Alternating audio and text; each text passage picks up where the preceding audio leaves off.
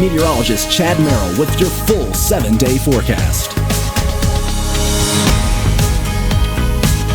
Welcome back, folks. The smoke plume in northern West Virginia and the Shenandoah Valley earlier this week was moving from west to east as the winds were coming out of the west, pushing that smoke plume towards Washington, D.C.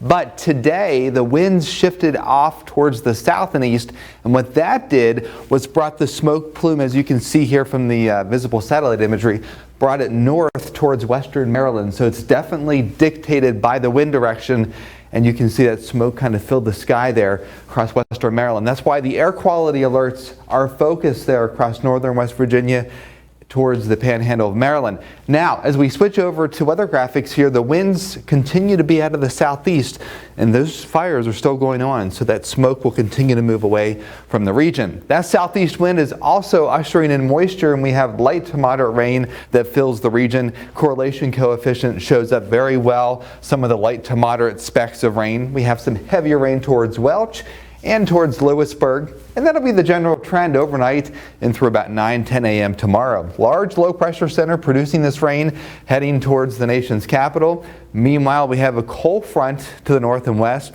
that will bring our temperatures down. That front comes through about 11 a.m. tomorrow. 44 in Marlington, 48 in Lewisburg, 49 degrees in Beckley, and don't expect temperatures to go much of anywhere tomorrow. We will rise to about 50 and then fall to 47 degrees tomorrow. That rain will transition to showers, except in the Greenbrier Valley. You will get a rain shadow effect, so it'll be dry there for most of the afternoon, but around Route 19, it'll be rather damp and dark. It is chilly behind this front, and we have temperatures in the 20s and 30s, but to the 50s to the south. Very big plume of moisture starting to set up here, that axis of heavy rain right along eastern North Carolina and South Carolina. That will come just east of I-95, and that's where the 3-inch totals will be with this particular storm system.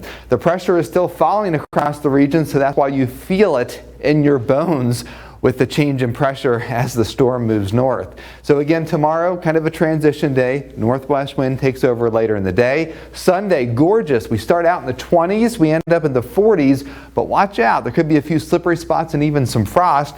And then early next week, we warm it up, and with dry winds, we have an elevated fire risk before more rain comes back in the picture Tuesday night and early part of Thursday, and then we dried out Thursday and Friday. So in terms of travel conditions, up in New England, that's where they are going to see the jackpot of a couple of inches of snow. We have a fire risk locally Monday and Tuesday, so what that means is adhere to that burning ban that we have in effect, properly dispose of cigarette butts, and never leave a campfire unattended. Your 7-day forecast does show our temperatures will be in the 40s tomorrow and 50s, and then we have a high pollen count for trees Monday and Tuesday.